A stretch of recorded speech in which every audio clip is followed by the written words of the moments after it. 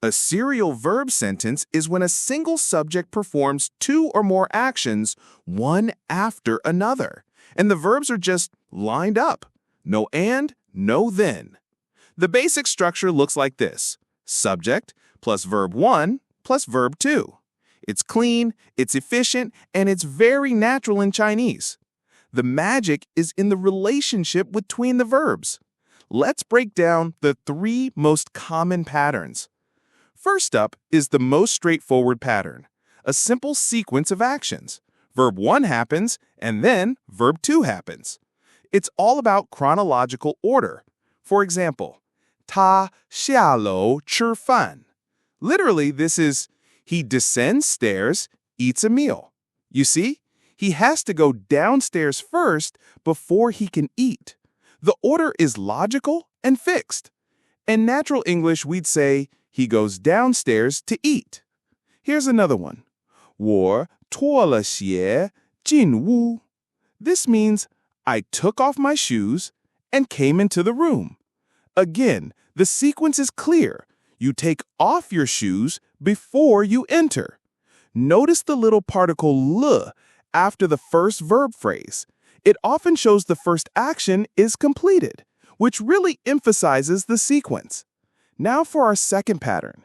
Here, verb 2 is the purpose or reason for verb 1. This pattern often uses verbs like 去, to go, or 来, to come, as the first verb. Think about this sentence. 我去图书馆看书. Why am I going to the library? To read books. Reading books is the purpose of my action. The structure is just, I go to the library, read books. English needs that little word to show purpose, but Chinese just serializes the verbs. Another example. 他来中国学习汉语. Why did he come to China? To study Mandarin. The second word, 学习汉语, is the motive behind the first word, 来中国. Our final pattern is all about how an action is done.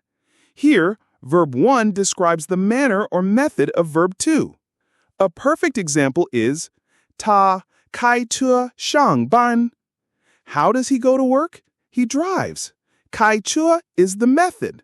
Now, this pattern has a couple of special markers to look out for. First, the particle 着.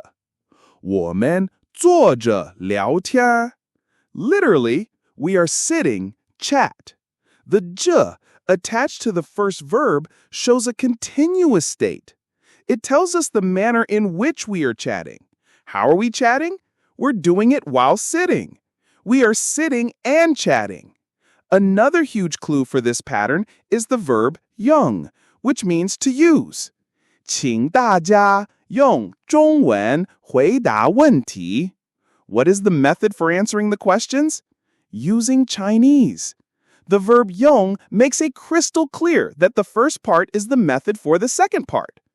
The next time you see a sentence with 2 verbs and no and, don't panic. Just ask yourself, is this a sequence, a purpose, or a method? Once you start recognizing these patterns, your understanding of Chinese sentences will level up dramatically. Thanks for watching, and I'll see you in the next lesson. 再见!